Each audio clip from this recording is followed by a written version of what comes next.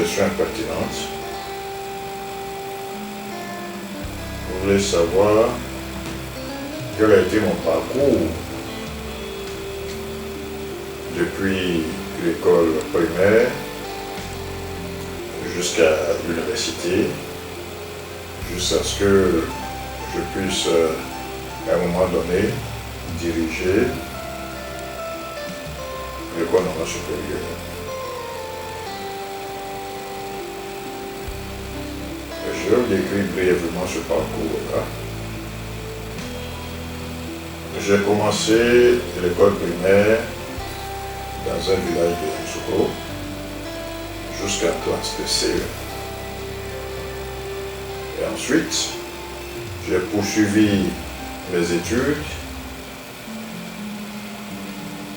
du CE2 au CM2 à la mission catholique de Yamoussoukro.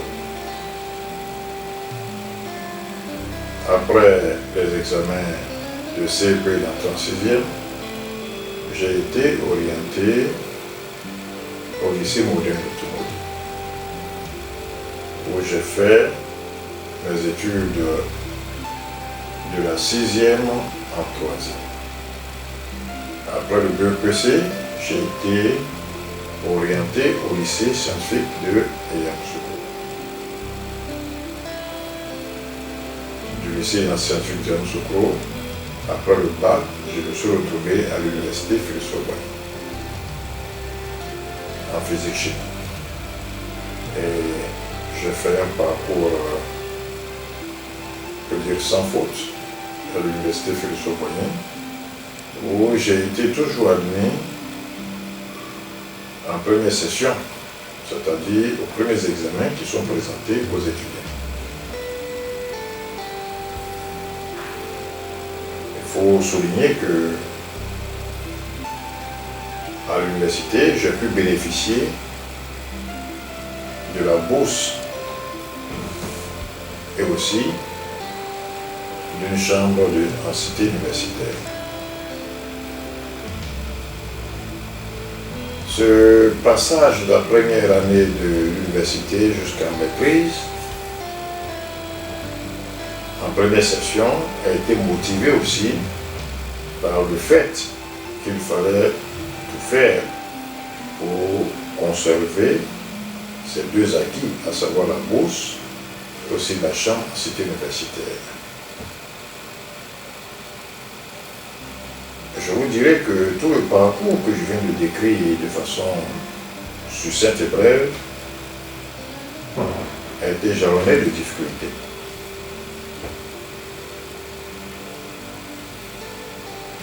Il faut noter que je suis issu d'une famille vraiment modeste, où parfois la famille a du mal à joindre les deux bouts, ce qui a forgé en moi cette capacité de résilience et d'adaptation à tout environnement dans lequel je me trouve.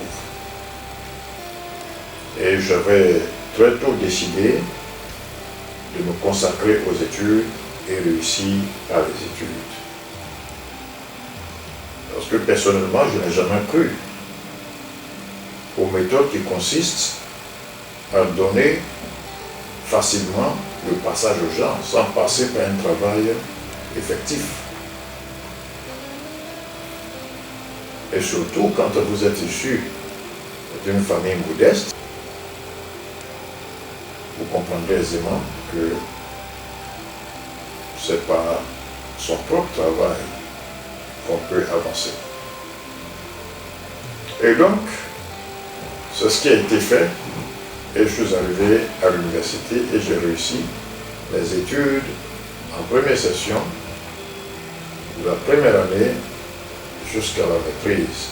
Même au 2A, j'ai fini en première session.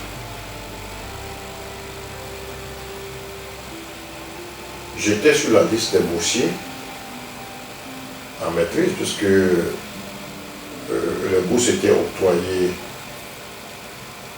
en avance, sous réserve d'être admis, et aussi d'obtenir un établissement pour l'inscription dans le pays hors Côte d'Ivoire.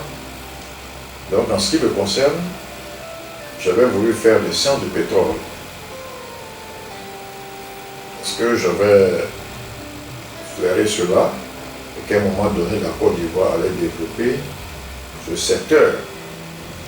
Et donc j'avais été sélectionné par l'université Pierre-Marie Curie de Paris 6. Mais malheureusement, je n'ai pu faire le déplacement à Paris. Je me suis résigné à déposer des dossiers de demande d'inscription en 2A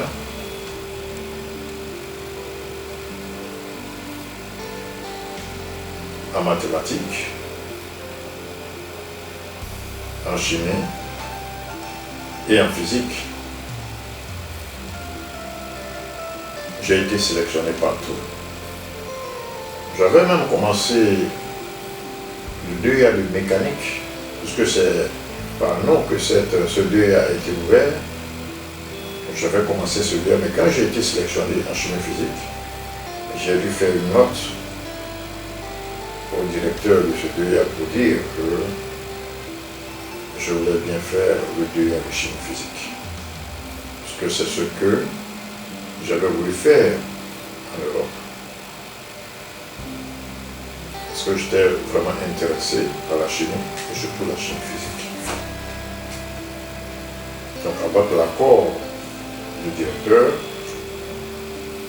j'ai pu m'inscrire en chimie physique pour faire le 2A de chimie physique. Et après, la thèse 3e cycle de chimie physique, option électrochimie.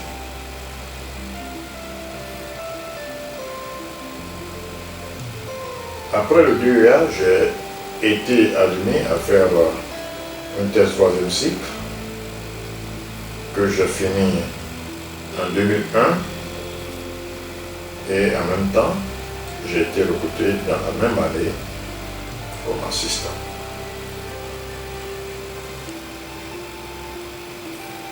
Après quelques mois d'exercice de ma fonction d'enseignant, chercheur, j'ai bénéficié d'une bourse de stage de 9 mois en Suisse. Donc j'y suis allé et dès mon arrivée en Suisse, et comme je savais que pour mon avancement au niveau professionnel, il fallait faire en son temps, il fallait faire le doctorat d'État. Et donc, quand je suis arrivé en Suisse, j'ai échangé avec le directeur du laboratoire, à la personne du professeur Christos Komenelis, qui je rends un vibrant hommage en ce moment. Et j'ai échangé avec lui pour lui dire, bien professeur, je suis arrivé dans votre laboratoire, mais j'ai une préoccupation que j'aimerais vous présenter. Je suis venu pour un stage de 9 mois pour approfondir mes connaissances dans le domaine de l'électrochimie et me familiariser avec vos approches de résolution des problèmes ici. Mais pour mon avancement au niveau de la carrière professionnelle, il me faut faire un doctorat d'État. Mais quand j'ai présenté la situation au professeur Komenelis, il a tout de suite dit, il n'y a pas de problème. Et donc je me suis organisé et je me suis accordé avec mon directeur de thèse 3e cycle pour qu'il encadre mes travaux de doctorat d'État. Celui-ci a accepté, un sujet a été défini et je me suis mis au travail. je l'avais fait au primaire, au secondaire, à l'université, notamment au premier cycle, au second cycle et jusqu'au doctorat troisième cycle, je me suis mis à travailler avec abnégation, avec la rigueur qui s'imposait, parce que je me suis donné une certaine rigueur de travail. J'étais le premier arrivé au laboratoire et j'étais le dernier à partir du laboratoire.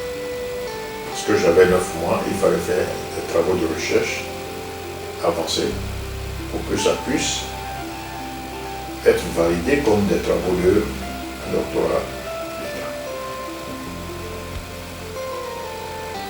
Je vous assure qu'en 9 mois, avec un travail acharné, j'ai pu avoir les résultats qu'il fallait pour rédiger mon travail de thèse de doctorat d'État. Parce que les travaux que j'ai menés ont permis de faire plus de 8 articles scientifiques. Et c'était largement suffisant pour écrire le doctorat d'État. J'ai pu bénéficier l'année suivante d'une bourse AUF qui m'a permis de rédiger ce doctorat d'État. Et en 2005,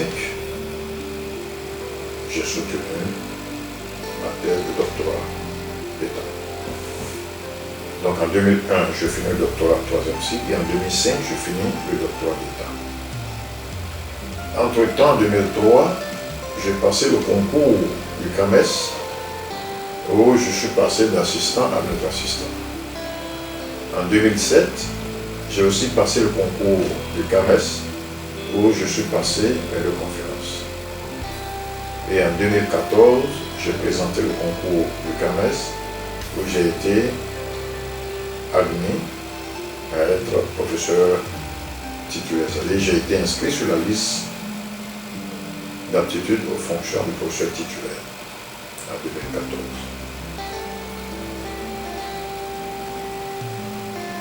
Et j'ai été coopté à l'université dans ce cadre. Donc, de façon succincte, voici présenté le parcours du professeur Patrick. Je vous assure que ce résultat qui paraît simple, mais c'est un résultat qui demande beaucoup de travail. Il faut de l'abnégation. Il faut une force de caractère. Et il faut vouloir. Quand on peut, on peut. Je voulais réussir. Et je me suis battu. J'ai tout fait pour réussir. Justement, c'est dans ces efforts-là qu'on peut savourer la réussite que nous avons de toutes nos investigations. Parce que lorsque vous avez réussi, après ces efforts, vous allez être fier. C'est pourquoi le credo que je défends partout où je suis, quel que soit le poste de responsabilité qu'on va me confier, je défends le credo du mérite et de l'excellence. Parce que je veux que les gens tissent satisfaction de leur réussite. Et d'une réussite par son travail.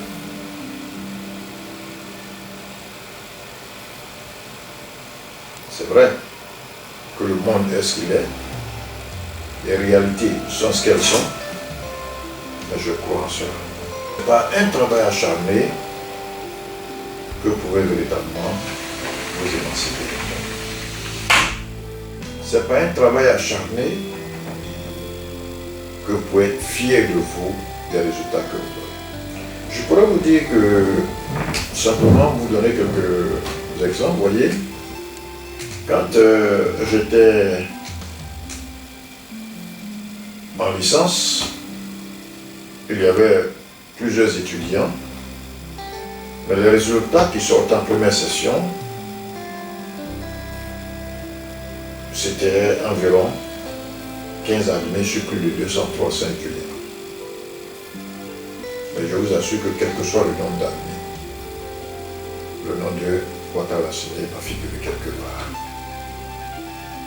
Parce que je travaillais à faire en sorte que je finisse en première session pour garantir mes acquis.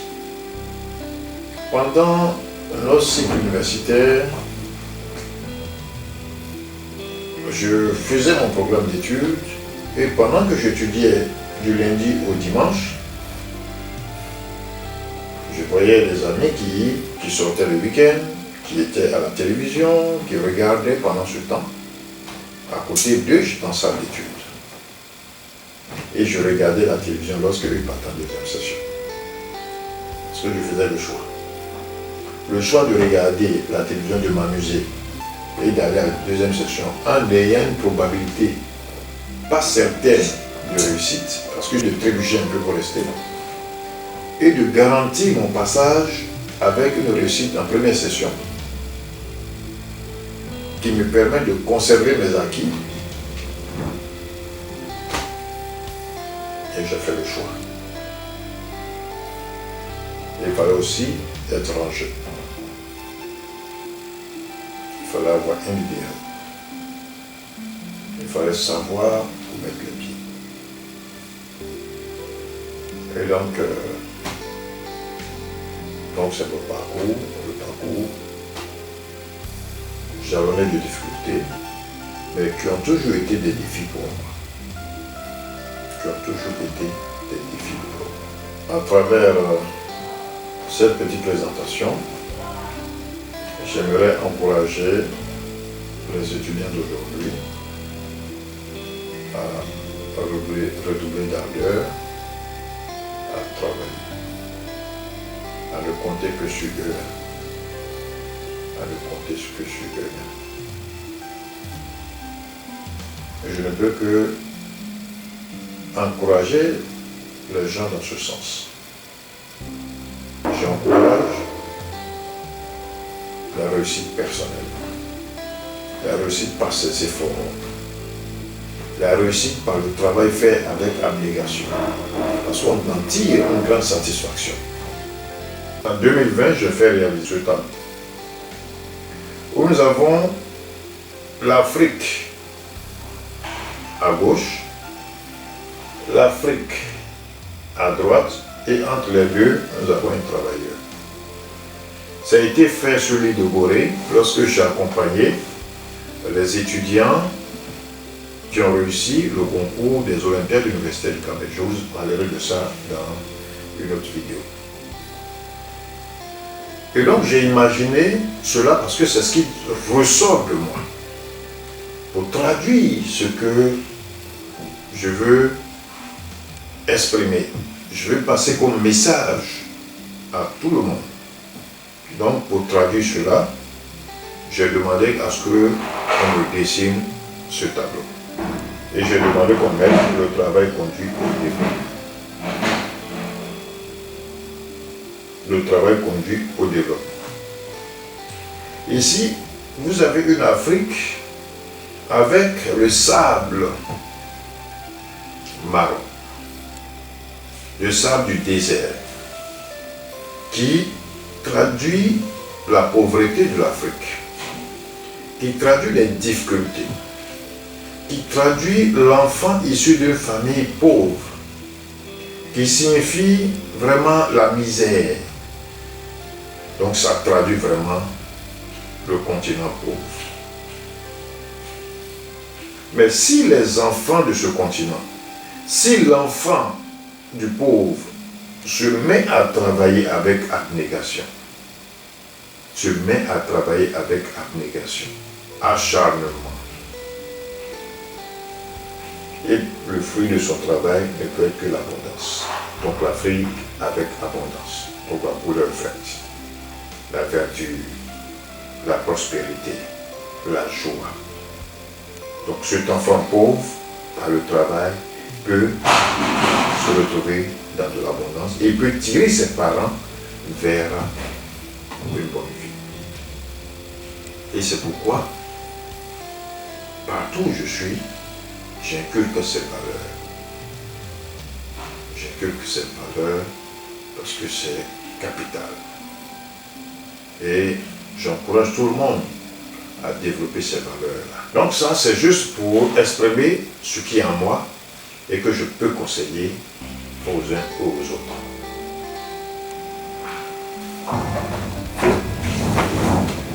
Et donc c'était le parcours de façon succincte de professeur Ouattara Lansana, qui aujourd'hui est professeur titulaire d'université. Il est directeur du laboratoire de conditions et réaction de la matière à l'université Félix-Houphouët-Boigny. Il a été précédemment directeur ordonnateur de l'école normale supérieure. Il était, avant d'être à l'école normale supérieure, il était l'adjoint au chef de service, stage et de la section professionnelle de l'université Félix-Houphouët-Boigny, logé à la vice-présidence chargée des relations extérieures. Et pendant son passage dans ce service, il a été en connexion avec les différents responsables d'entreprise et aussi il a beaucoup aidé les étudiants à visiter les entreprises et aussi à organiser des matinées. Je ferai une vidéo pour donner quelques éléments sur les activités menées dans ce cadre en son temps.